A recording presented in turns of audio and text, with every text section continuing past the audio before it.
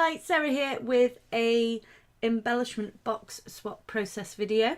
I took part in a swap hosted by Michelle. I'll leave a link to her channel below so you can go check it out. I believe she is going to be doing another one. If not, she already has started, depending when my video goes up. So I decided to take part. I've never done a swap before and I thought it'd be good fun. So first off, here I am creating decorative lids for my boxes. So all I've done is measured out how wide my boxes are, and then I'm just taking some watercolor paper. I do three. I only use two, but I wanted to kind of have an option, and I just thought I may as well do three because that's how much paper I had from the once I trimmed it down. I had enough for three, so I thought I may as well.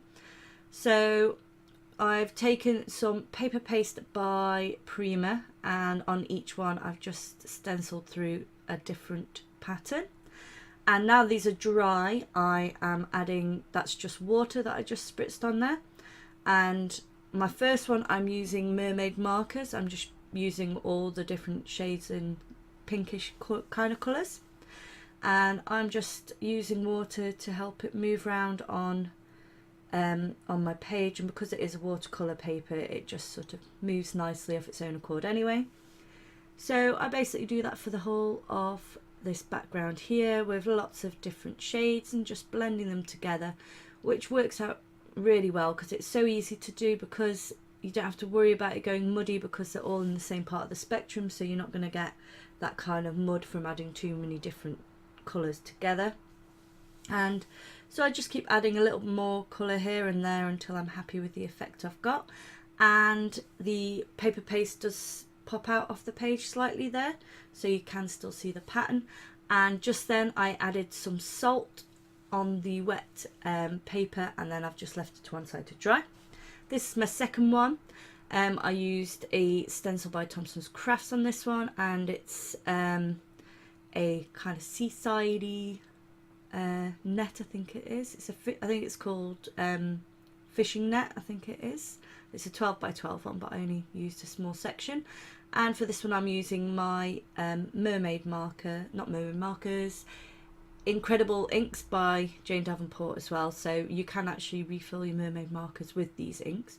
So just off to the side I have dropped a little bit of each of these colours, and then I'm just mixing them, blending them in together.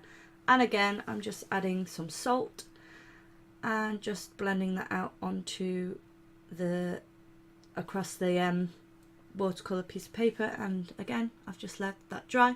I did the same with the third one, but because I don't end up using it, I don't go through the full process, but that's basically what I've done with the other one. Next up, I decide to use these offcuts to create some more embellishments. I do end up only making one on camera in the end. But I basically just do the same process as I did before, just adding lots of water and lots of inks, just letting them blend together off their own accord, just nudging them around, adding a bit more colour where I feel it needs it. And so I just do that for each one in pink shades of pink, blue green, and then purpley pink as well for this third one, which I don't use.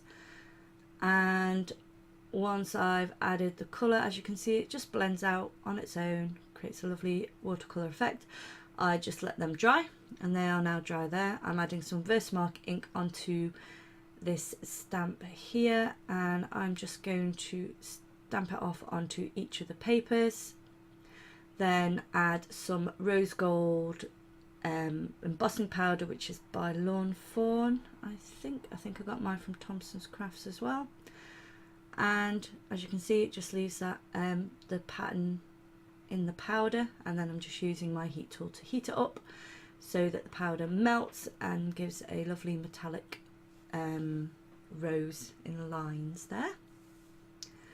So once I've heated all of them, just showing a bit of a close-up there as it melts, I bring out my die cut machine and take the matching die. It's a Vicky Bouton stamp and die set that I used for these, and as you can see, it cuts out the shape perfectly.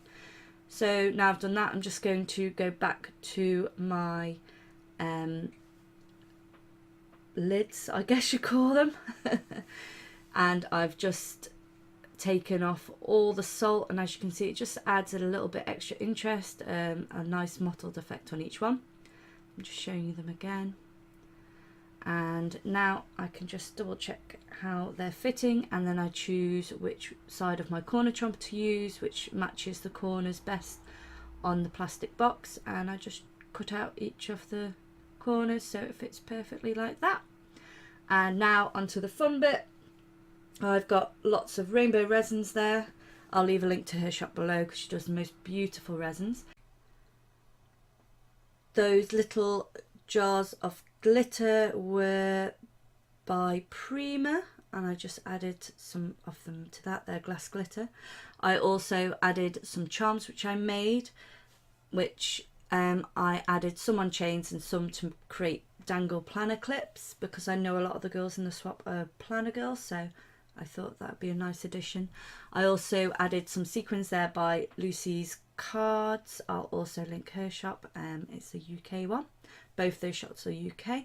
And I was going to add these ribbons and laces etc in, but they didn't fit very well, so you'll see later on what I did instead. I've come back here, I've added these, which are some cute little magnet roses. I add some flowers to some of my clips to make them look a bit cuter. I've added some paper flowers there to just as they are, just to use however the receiver wants to. And here is the other box, which is basically made up of the same things: rainbow resins, paper flowers, slightly different clips, just the colour scheme mostly is different. But there's the glass glitter by Prima, some more Lucy Card sequins that are seashells, and yeah, other than that it's pretty much the same. And that is my boxes ready to go. So now I just need to work on the lids again. And as I'm showing you there, when you shake up Heidi Shine, the best thing to do is look at the bottom, and if all of the mica powder sinks away, see, that's it before, and then after there's lots of bubbles in it.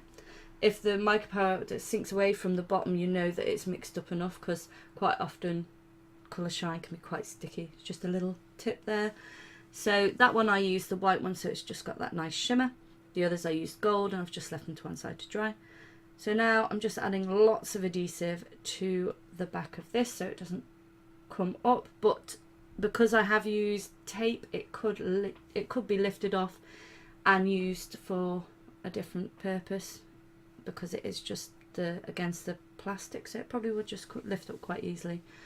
I'm now adding my decorations. These are, I mostly use flowers by Prima and leaves. I'm just using a bit of cheesecloth or gauze, depending what you call it, where you're from.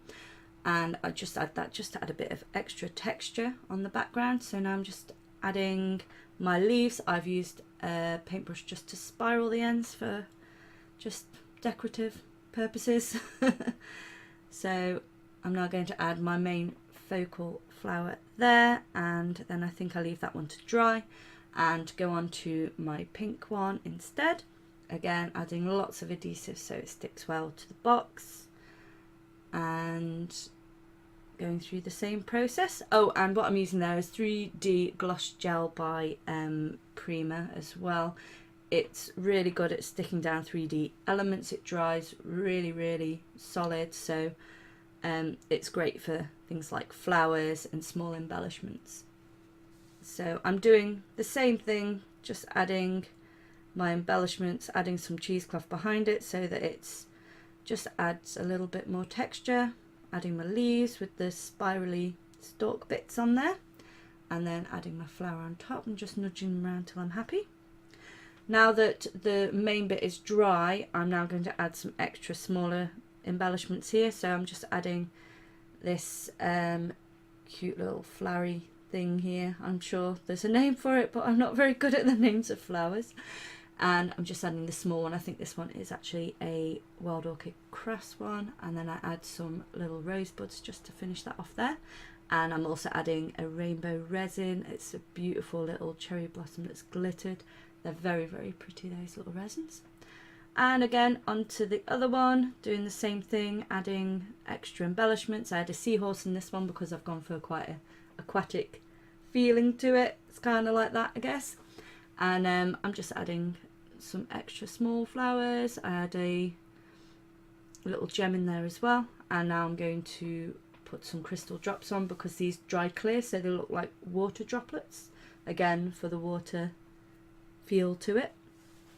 And once I've added these, I do bang the box down on the table, which helps it get rid of any bubbles, and it also helps to flatten out the glue, the crystal drop glue, so that it sets really nicely. And I'm adding quite a lot there, and there you go, that just makes sure they're nice and flat. And so that's that one done. And now for this one, I decided to add some sequins, and I'm using iridescent clear ones. I'm also using just some Nouveau glue there. So I just dot lots of glue down first of all, and then I just add sequins of various sizes on top. Because they're iridescent and clear, the colour of the pinks and gold and things just show through behind the actual sequins, and they just give it a nice sparkle instead. So I don't show every single one of these because it does take me a while, but as you can see there, that's about that done. And I'm also adding another pretty little resin flower there, and I think I had another little gem there, both from Rainbow Resins again. I just tucked them in behind there just to fill in the gap that I felt there was at that side. I think I had one more sequin, and I think that's about it. I think that's pretty much all I do. So thanks for joining me. I do have some close-ups at the end, so if you want to check them out. And please like and subscribe if you'd like to see more from me. Check out the other entries over, if you go via Michelle's channel, there'll probably be a few links there for you. And if you want to join in the next one, then make sure you like and subscribe to her so that you'll know when the next challenge, the next swap is up, sorry. Have a great day, everyone. Bye!